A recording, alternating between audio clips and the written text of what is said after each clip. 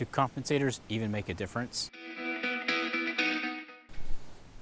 Okay, so this is the setup I got. So I got this little 3D printed thing in the rail. So this goes to the rail, so it can't slide forward or backward. So that'll maintain consistency. I'm not going to undo the clamp between tests, so that way it'll always be the same.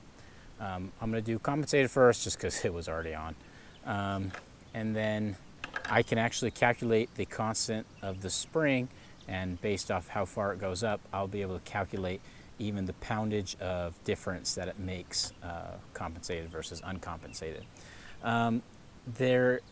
It's not perfectly simulation of your hand, because your hand is going to grip it differently than this clamp, but it'll still give us a pretty good idea.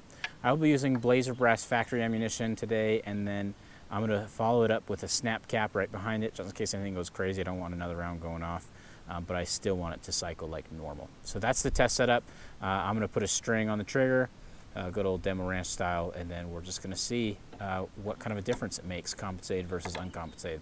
So, okay, so this is the first one, compensated.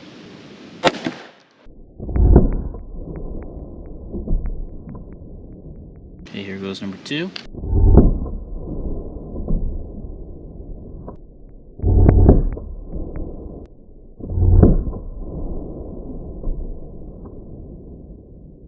Okay, here we go with the uncompensated rounds.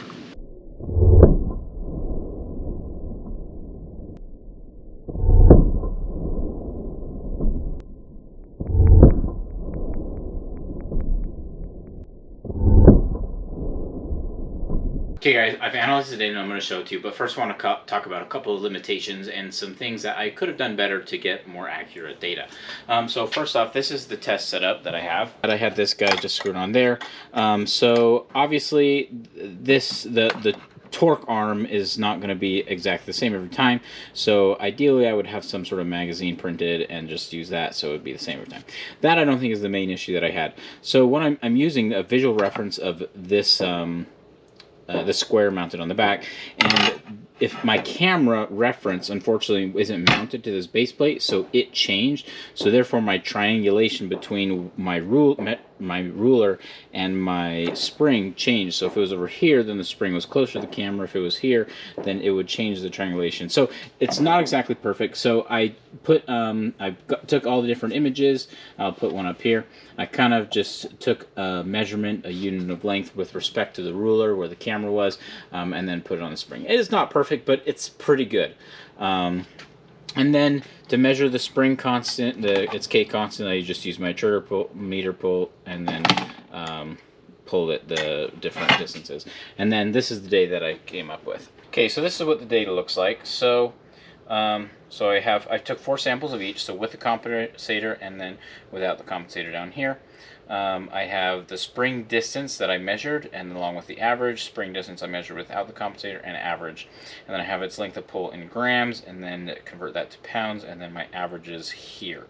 And so overall I get a compensator pound reduction with, and this is specifically to the spring-filled Hellcat with the ammunition I'm using, taking into account all my air that could be there, and with the Springfield Hellcat RDP compensator, I got a reduction in upward force by about 7.6% approximately.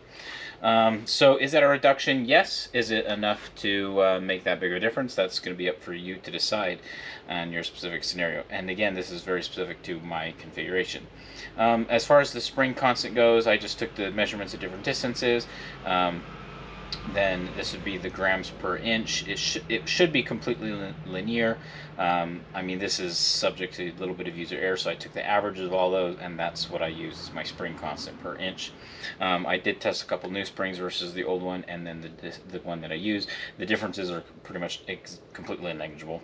Okay guys, so it looks about 7.6%. Also, I will say that when I was watching the firearm, I did notice a little bit of a difference even visually. About, 7, 8-ish% was enough for me to be able to tell just a hair. But not on all of them, but on most of them. So if that's up to you, if you think it's worth it, then that's up to you. Also, if you guys have any other compensator experience or thoughts on them, please put in the comments below. And if you want me to test any other specific comp, also please let me know about that. Anyway guys, thanks for watching. See you next time.